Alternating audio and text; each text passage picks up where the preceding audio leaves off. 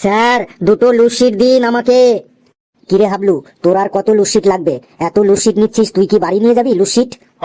আমরাও তো পরীক্ষার ফিস দিয়েছি, আমাদেরও তো লুসিট দরকার। তুই যদি একাই এত লুসিট নিয়ে নিস তাহলে আমরা কি নেবো হাবলু?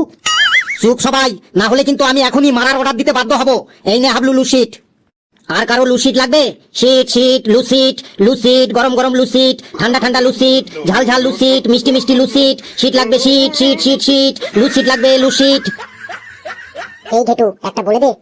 কোনটা বলবো বল? পলাশির যুদ্ধ কবে হয়েছিল বল? ওই সময় আমি বাড়ি ছিলাম না, মামার বাড়ি গেছিলাম, তাই বলতে পারবো না পলাশির যুদ্ধ কবে হয়েছিল। অন্য কিছু বল। ওই কালু বল ভাই, পলাশির যুদ্ধ কবে হয়েছিল? যুদ্ধ টুদ্ধ আমি করিও না, আমার ভালো লাগে না। অন্য কিছু বল, শান্তির কথা বল, শান্তির কথা।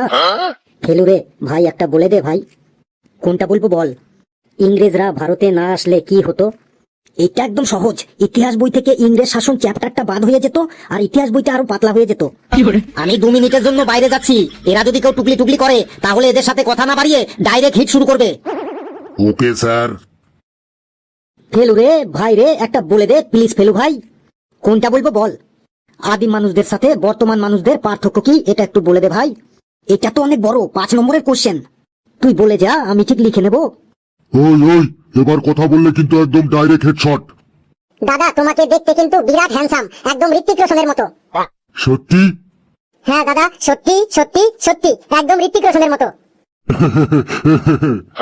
এবার বল ফেলু, উত্তরটা কি? আদিম মানুষদের সাথে বর্তমান মানুষদের পার্থক্যটা কি? আমিও লিখে নি। নে লেখ, আদিম মানুষের সাথে আর বর্তমান মানুষদের সাথে পার্থক্য কি।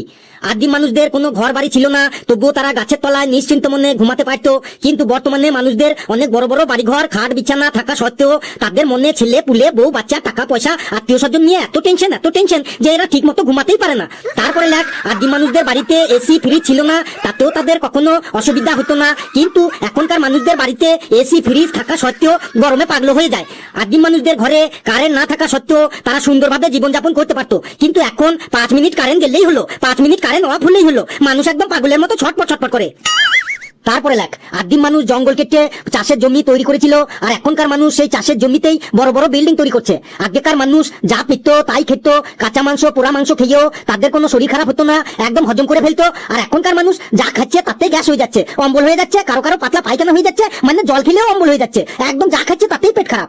তারপরে লেখ, আদিম মানুষ আত্মরক্ষার জন্য, ভালোভাবে বেঁচে থাকার জন্য সকলে মিলে জোটবদ্ধ হয়ে বসবাস করতে শিখেছিল। আর এখনকার মানুষ ভালোভাবে নিজের স্বার্থ রক্ষার জন্য, নিজের সুখ শান্তি বজায় রাখার জন্য সে জোট ভেঙে, পরিবার ভেঙে ছোট ছোট পরিবার করে বসবাস করতে শুরু করেছে। কেউ কেউ আবার ভাই বোন এমনকি বাবা মাকেও অবহেলা করে আলাদাভাবে বসবাস করে, আবার তার মডার্ন নাম দিয়েছে মাইক্রো ফ্যামিলি। আহারে আমার মাইক্রো ফ্যামিলি। দারুণ বলেছিস ফেলু, দারুণ বলেছিস।